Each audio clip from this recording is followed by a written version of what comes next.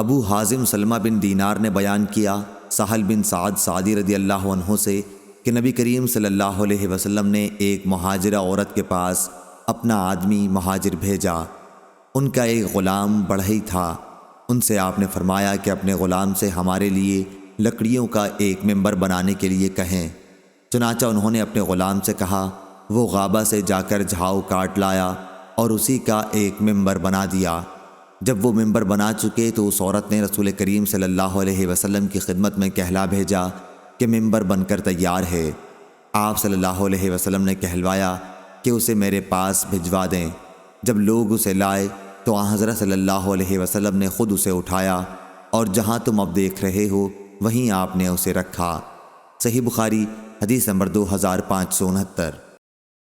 محمد بن جعفر نے بیان کیا ابو حازم سے، وہ عبداللہ بن ابی قتادہ سلمہ سے اور ان سے ان کے باپ نے بیان کیا کہ مکے کے راستے میں ایک جگہ میں رسول اللہ صلی اللہ علیہ وسلم کے چند ساتھیوں کے ساتھ بیٹھا ہوا تھا۔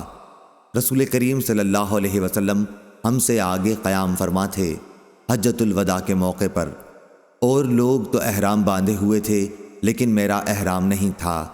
میرے ساتھیوں نے ایک گورخر دیکھا، میں اس وقت اپنی جوتی گانٹھنے میں مشغول تھا۔ ان لوگوں نے مجھ کو خبر نہیں دی، لیکن ان کی خواہش یہی تھی کہ کسی طرح میں گورخر کو دیکھ لوں۔ چنانچہ میں نے جو نظر اٹھائی تو گورخر دکھائی دیا۔ میں فوراً گھوڑے کے پاس گیا اور اس پر زین کس کر سوار ہو گیا، مگر اتفاق سے جلدی میں کوڑا اور نیزہ دونوں بھول گیا۔ اس لیے میں نے اپنے ساتھیوں سے کہا کہ وہ مجھے کوڑا اور نیزہ اٹھا دیں۔ انہوں نے کہا، ہرگز نہیں، قسم اللہ کی ہم تمہاری کسی قسم کی شکار میں مدد نہیں کر سکتے، کیونکہ ہم سب لوگ حالت احرام میں ہیں۔ مجھے اس پر غصہ آیا اور میں نے خود ہی اتر کر دونوں چیزیں لے لیں، پھر سوار ہو کر گورخر پر حملہ کیا اور اس کو شکار کر لایا۔ وہ مر بھی چکا تھا۔ اب لوگوں نے کہا کہ اسے کھانا چاہیے، لیکن پھر احرام کی حالت میں اسے کھانے کے جواز پر شبہ ہوا، لیکن بعض لوگوں نے شبہ نہیں کیا اور گوشت کھایا۔ پھر ہم آگے بڑھے اور میں نے اس گورخر کا بازو چھپا رکھا تھا۔ جب ہم رسول اللہ صلی اللہ علیہ وسلم کے پاس پہنچے تو اس کے متعلق آپ سے سوال کیا۔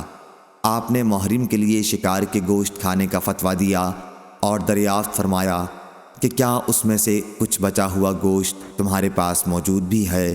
میں نے کہا کہ جی ہاں، اور وہی بازو آپ کی خدمت میں پیش کیا۔ آپ نے اسے تناول فرمایا یہاں تک کہ وہ ختم ہو گیا۔ آپ بھی اس وقت احرام سے تھے۔ ابو حازم نے کہا کہ مجھ سے یہی حدیث زید بن اسلم نے بیان کی، ان سے عطا بن یسار نے اور ان سے ابو قتادہ رضی اللہ عنہ نے۔ صحیح بخاری حدیث نمبر 2570۔